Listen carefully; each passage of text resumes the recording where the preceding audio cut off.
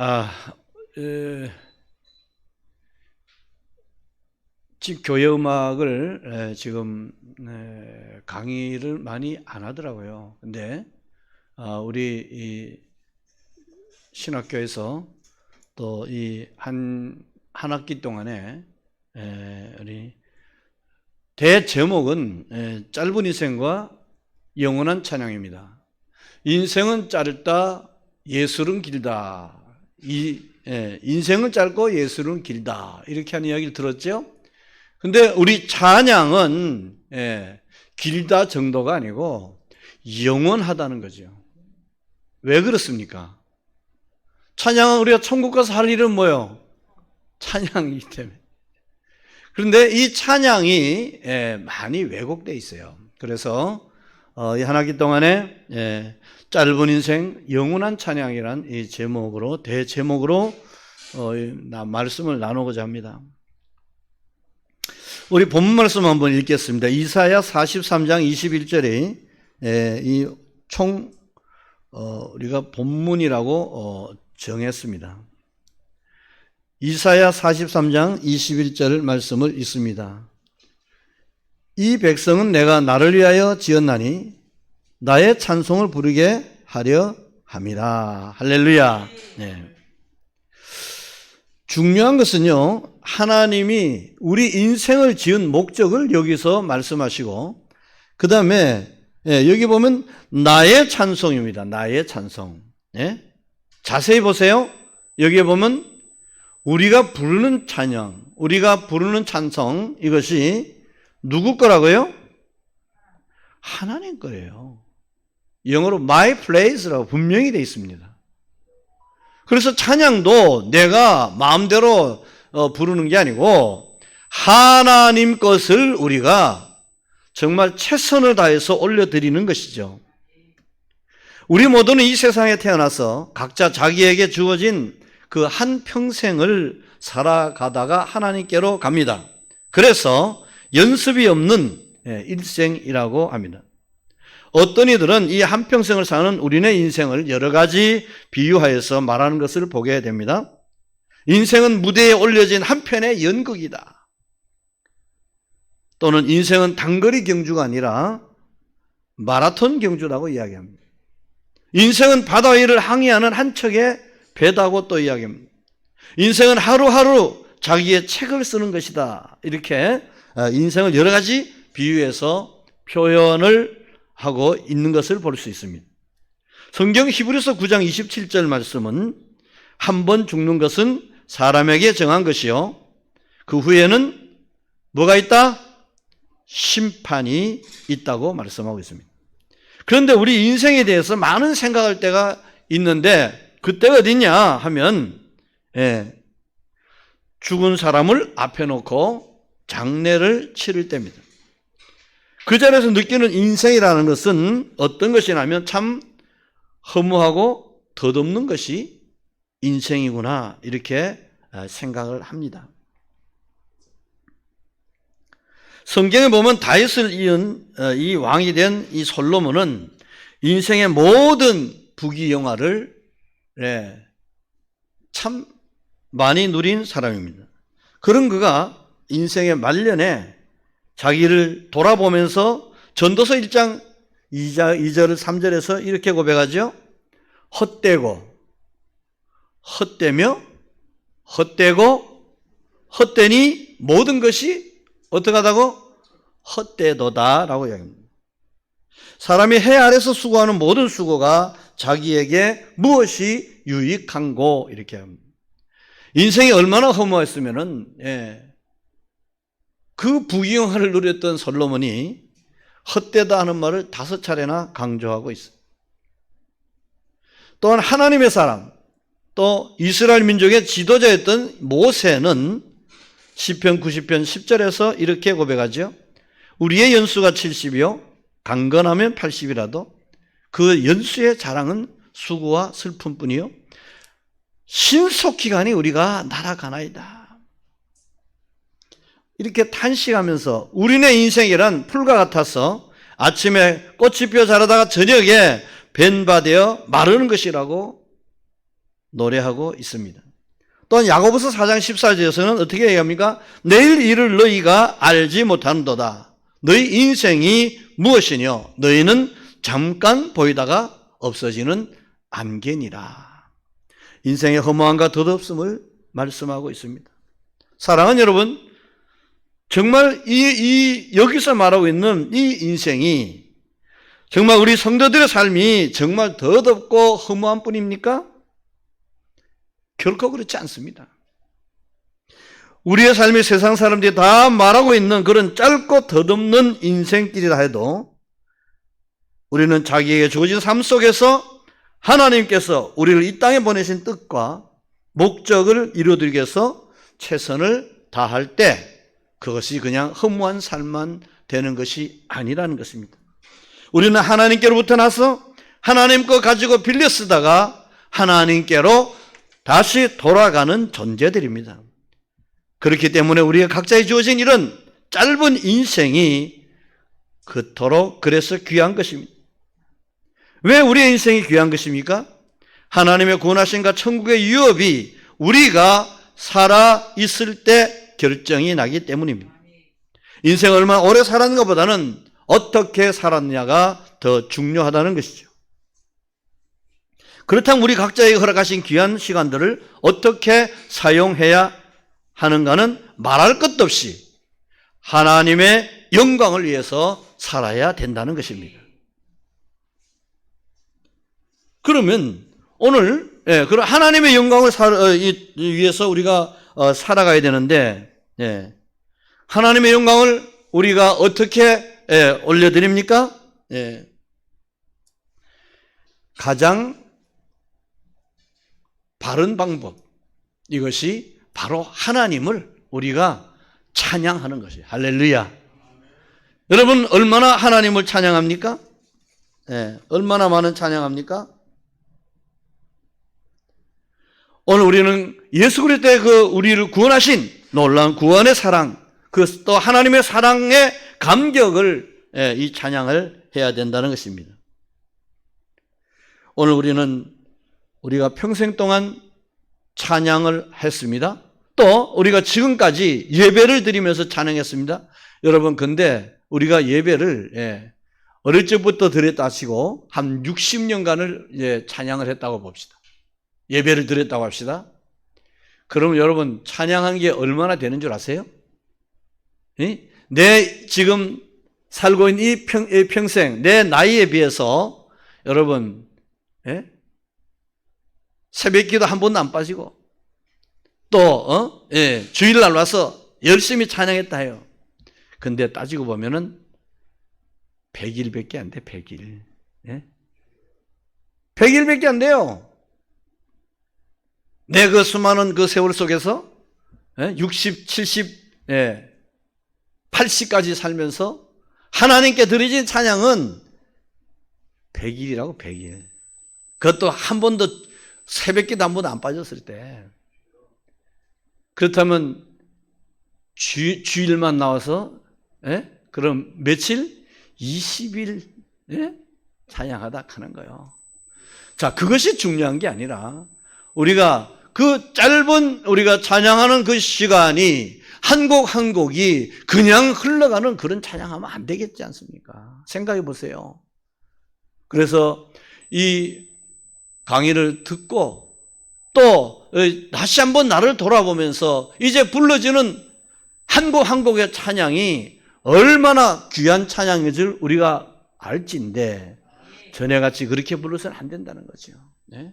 정말 그 한 곡 속에 그 찬양 하나 속에 나의 온 정성과 온 나의 그런 하나님을 향한 뜨거운 사랑을 우리가 찬양하기 위해서 오늘 이렇게 이 짧은 인생 영원한 찬양을 강의를 하게 된 것입니다. 자, 오늘 그렇다면 제 1강으로서 우리 예배와 찬양과의 관계를 말씀을 드리고자 합니다. 예배의 정의란 뭘까요? 예배의 정의 그러면. 예배의 정의는 여러 가지 내릴 수 있는데 예배학적으로 다음과 같이 정의합니다. 하나님의 부르심에 따라 자신을 복종하고 뭔가 마음을 바쳐 감사와 찬양을 드리는 것이 예배라는 거죠. 즉 하나님의 부르심에 대한 사람의 응답이라는 것입니다. 하나님은 예배를 통해서 은혜를 베푸시며 축복하십니다. 아브라함은 가는 곳마다 제단을 쌓고 예배를 드렸다 했어요. 우리는 아브라함을 영적 우리 조상이라고 합니다.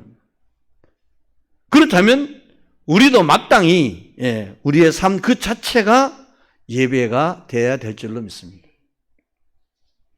예배의 요소에 보면은 이 변천 과정이 나옵니다. 족장 시대에는 이때는 단을 쌓고 제물을 드리는 것, 다시 말해서 제사를 드리는 그것이 전부였어요. 따라서 찬양의 요소는 없었어요. 족장 시대에는. 자, 율법 시대는 어떠냐? 출애굽에서부터 왕국 시대를 말하는데 이 출애굽 때부터 음악이 사용되기 시작했다는 거죠. 여러분 이게 굉장히 우리 교회 음악이 찬양이 굉장한 그런 오랜 그런 전통이 있는 것입니다. 자, 민수기 10장 1절에서 14절 말씀은 여러분 이거 굉장히 중요한 말씀인데 우리가 이렇게 메모를 해야 됩니다. 민수기 10장 1절에서 14절은 이 예배 때에 제사 때 음악이 사용된 최초의 공식적인 기록입니다. 따라서 율법 시대는 제사와 함께 음악이 사용되었다 그럽니다. 자, 제가 이 민수기 10장 9절을 한번 읽어보겠습니다.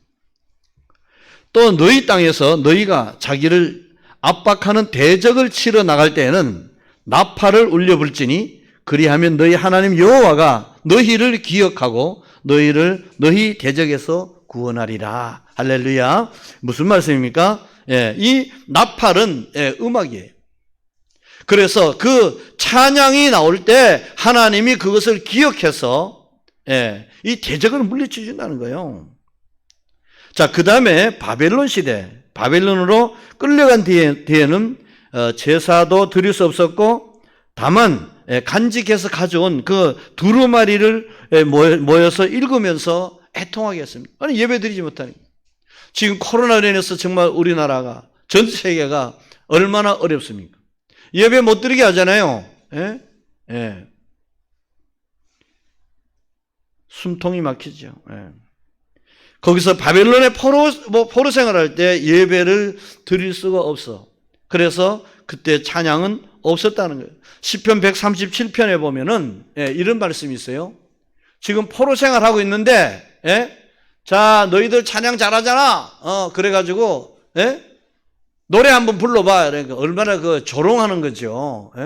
지금 이 포로로 잡혀와서 있는데 그래서 뭐라 합니까? 우리는 그것을 그 체주를 잊었노라고 이야기합니다. 잊어버렸다. 그래서 어떻게 해요?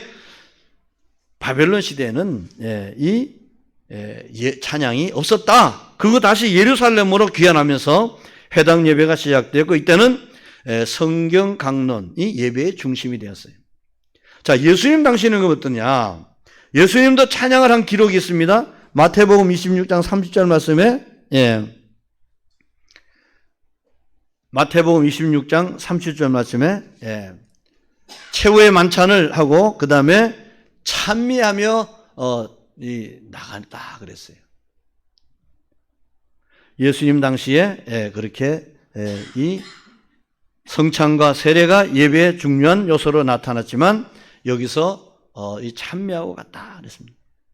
초대교회는 어떻습니까? 초대교회 예배 형태는 사도행전 2장에 나타나는데 이때는 오늘날의 예배 형태와 거의 흡사합니다. 그 내용을 보면은 자 기도, 그 다음에 사도의 가르침, 그 다음에 찬미, 그 다음에 헌금, 성례전들이 있었습니다. 여섯 번째 종교개혁 이전. 종교개혁 이전에 1517년 우리 종교개혁이 일어났는데 그 전에는 어떤 것이 찬양이 있었느냐?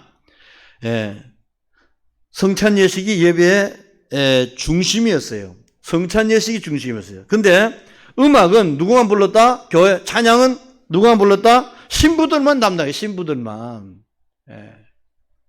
그래서 어떤 저 찬양을 했냐? 신부들이. 예. 그레고리안 찬트라 그래가지고 이 시편을 이렇게 찬양을 하는 건데 단선율입니다. 그래서 이런 식으로 단선율로 불러지고 신부들만 부른 거예요. 그것도. 예. 그래서 그다지 중요시 여기지 않았습니다. 종교개혁 이유는 어떠냐? 종교개혁 이후 성경의 보급과 더불어서 루터에 의해서 회중 찬송이 이렇게 예배에 사용되게 했습니다. 사용되게 되었단 말이죠. 그래서 우리가 회중 찬송이 이렇게 이 불려짐으로 인해서 예배 시간에 우리가 불려졌다. 루터에 의해서 회중 찬송이 됐습니다. 이상과 같이 예배는 하나님의 이 부르심, 말씀 축도와 같이 그 다음에 거기에 대한 사람의 응답이에요. 기도, 헌금, 찬양으로 이렇게 됩니다. 온전한 예배는 하나님의 부르심과 우리 인간의 응답한 이 중요한 요소가 되는 온전한 예배를 드리기 위해서는 이 찬양대 또는 우리가 찬양하는 분들의 역할이 대단히 중요한 것입니다. 한국교회의 예배 형태는 부르심에 너무 치중해. 그런데 응답의 행위에 다시 말해서 우리가 찬양하는 것에 소홀히 할 때가 많이 있다는 것입니다. 자, 그럼 찬양의 정의가 뭐냐? 굉장히 중요한 말씀이에요. 찬양, 프레이즈, 이 찬양이란 본질적으로 하나님께 대한 경배입니다. 그러나 좀 더 실제적인 그런 정의가 되기 위해서는 여기에다가 단서를 붙여야 됩니다. 찬양은 항상 능동적이고 단정적이고 표현되어져야 된다. 이것이 또한 개방적이어야 된다. 이것은 수동적이나 찬양은요, 부릅시다 해가지고 부르는 것이 아니라는 거지. 찬양은 능동적이어야 돼. 내가 구원의 기쁨과 또 이 찬양을 내가 정말 한번 부르고 싶은 그런 마음이 있어. 막 부를 때 일어나는 거예요. 저도 찬양하는 사람으로서 이렇게 보면은 어떤 때는 정말 이렇게 힘들 때가 있어요. 마음의 기쁨이 사라지고 그럴 때는 찬양이 안 나온다는 거지. 그러나 우리는 용기를 내야 돼요. 하나님, 내가 주님을 뜨겁게 찬양할 수 있도록 하나님 역사하여 주시옵소서. 시편에는 찬양과 그 행위에 대한 언급들이 주로 세 가지 형태로 나옵니다. 우선 찬양은 음성을 통해서 나와야 되잖아요. 내가 찬양한다면서 마음속으로 하면 안 되잖아. 그래서 보이스, 그러니까 소리를 나타낸다. 음성을 나타낸다. 그래서 시편 145편 2절 21절 보면 내 입이 여호와의 영예를 말하며 모든 육체가 그의 성호를 영영히 송축할지어다. 두 번째로 시편 63편 3절 보면 내 입술이 주를 찬양할 것이라고 이야기합니다. 그 다음에 66편 1절에 보면 온 땅이여 하나님께 즐거운 소리를 바랄지어다. 다시 말해서 이 찬양이라는 것은 그냥 마음속에 묻어두는 것이 아니라 터져 나와야 된다는 거예요. 그래서 목소리를 통해 이렇게 경배해야 된다. 찬양의 성서적인 근거가 있어. 그러면 찬양은 그냥 무턱대관이 아닙니다. 찬양은 이 근거가 있어요. 근거. 그래서 과학적인 근거가 뭐냐? 음악은 하나님께서 창조하셨다는 거예요. 소리는 물체의 진동으로 일어나며 이는 공기를 통해서 전달되는데 이 소리를 예술적으로 배열한 것이 음악이라고 할 수 있습니다. 음악의 요소가 되는 모든 것은 하나님이 창조하신, 그런데 음악도 하나님이 창조하셨다는 거예요. 따라서 하나님이 만드신 거다. 두 번째로 음악사적으로 또 증거가 돼요. 음악사적으로 세상의 음악은요 1500년 이전의 그 음악가에 대해서는 이 분명한 기록이 없습니다. 1500년. 그 고전음악이래요. 고전음악. 바하, 핸델 이런 사람 다 그때 그 이후로는 없다니까요. 네. 그 세상 음악이 그래요. 네. 그러나 성경에는 구약 시대부터 음악가들의 이야기가 이렇게 기록되어 있습니다. 창세기 4장 21절 보면 유발이라는 사람이다. 유발. 그는 이 사람은 수군과 퉁소 여기에 조상이다 그렇게 나옵니다. 그 사람 이름 나오잖아요. 그리고 유명한 것이 역대상 25장에 보면은요, 엄청나게 많은 사람들이 다윗 시대에 그때 음악가들이 다 하나하나 거론됩니다. 느헤미야 12장 보면은 예루살렘 성벽을 재건할 때 봉헌식 할 때 찬양대가 동원이 됐다 그랬습니다. 또한 오늘날 음악은 그 기원을 거슬러 올라가면 고대의 그레고리안 아까 찬트로 귀착이 되는데 이 그레고리안 성가 역시 그 근원을 찾자면 신부들이 불렀던 그것은 구약시대의 시편이 되므로 음악은 하나님을 찬송하는 데부터 즉 하나님으로부터 시작된 것이며 이것이 곧 음악은 하나님이 만드신 거고 혹은 음악은 하나님의 것이라는 이유가 거기에 있다는 거예요. 다시 말해서 찬양은 하나님이 하나님 것이고 하나님께서 만드셨다. 자, 그렇다면 찬양을 해야 하는 이유가 뭐냐 이거죠. 첫째는 뭡니까? 하나님의 명령이라는 거예요.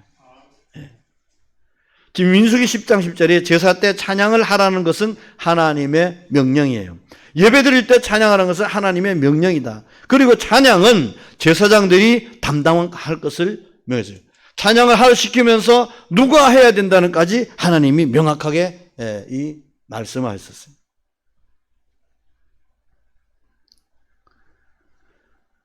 예배 때 찬양은 하나님이 명령하시며 그 찬양을 담당할 사람을 자격까지 하나님께서 이렇게 규정했습니다.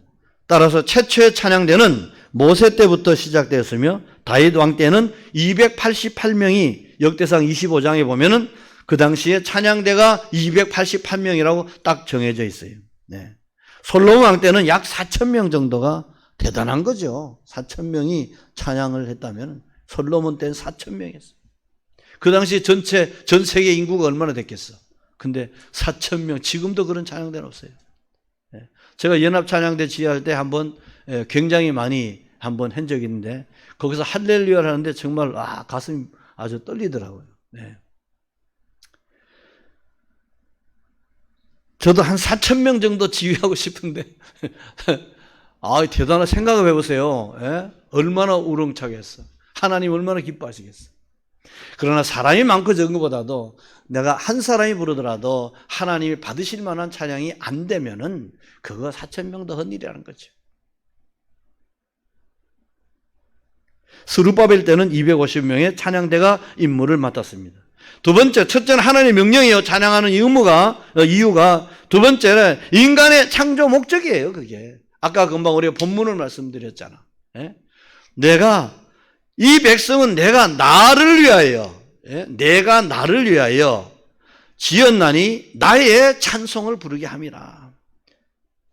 인간의 창조 목적이라는 것입니다. 따라서 우리 인간은 하나님께 마땅당 찬양을 드려야 하는 것입니다. 그 다음에 찬양하는 이유가 세 번째는 뭐냐면 찬양 중에 임재하신다 그랬어요. 찬양 중에 임재하신다. 시편 22편 3절은 하나님이 이스라엘의 찬송 중에 거하신다고 말씀하셨어요. 찬양 중에 임재하신 하나님. 모세의 십계명 출애굽기 19장 16절 19절에서 이렇게 주는 거룩하시니이다. 십계명 때 솔로몬의 성전 봉헌식에서 또 예수님 찬생시에 천군 천사가 찬양했죠. 찬양했어요.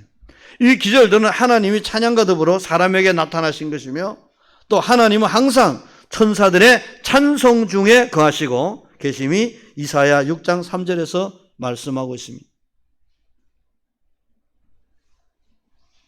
자, 네 번째는 찬양 중에 나타나신 하나님의 능력이에요. 여러분, 찬양이 능력이 있는 것이 하나님의 능력이 나타나신다는 거죠.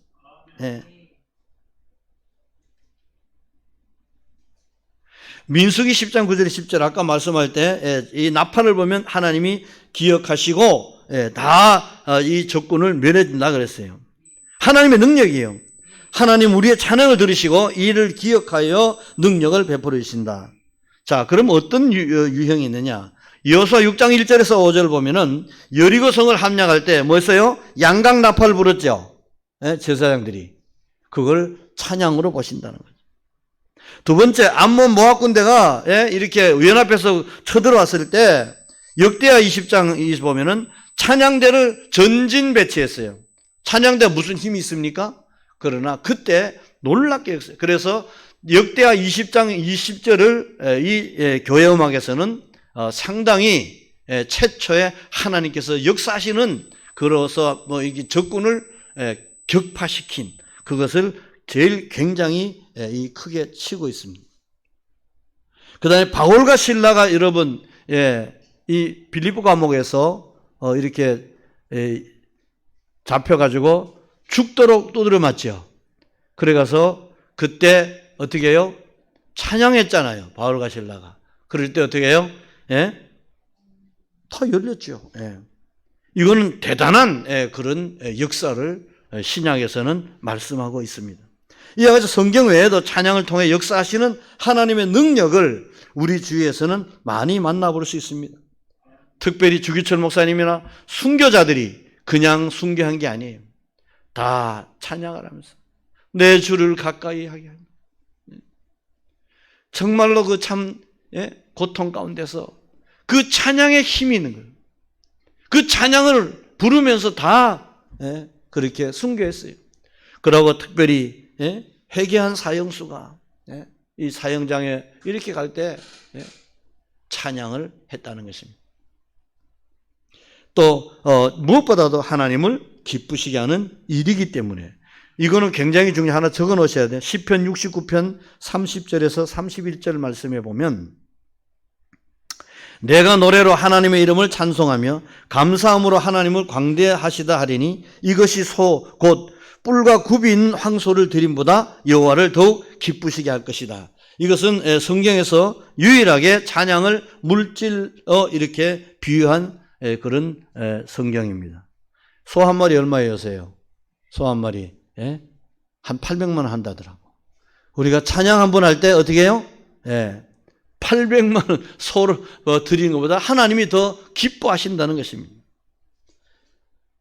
그래서 우리는 이 찬양을 하면서 놀라운 은총 가운데 우리가 다시 한번 우리가 다시 한번 마음을 더 가지시고 찬양은 이렇게 하는 거구나. 그래서 신학에 있어서 음악의 위치를 마르틴 루터는 이렇게 이야기합니다. 1530년 음악에 관하여라는 그런 소고 조그만 여기서 하나 쓰면서 뭐라고 했느냐? 음악은 하나님의 선물로서 인간으로부터 온 것이 아니기 때문에 영혼을 기쁘게 한다. 악마를 쫓아버린다. 더 없는 기쁨을 불러 일으킨다. 때문에 노여움도 욕망도 거만함도 사라진다. 나는 음악에도 신학에 버금가는 위치를 부여한다고 이렇게 설파했습니다. 오늘 이렇게 제 1강을 이렇게 마치고요. 우리 하나님께서 기뻐하시는 우리의 찬양을 우리가 어떻게 해야 되는지 또 이 2강에서 또 이렇게 만나보도록 하겠습니다. 감사합니다.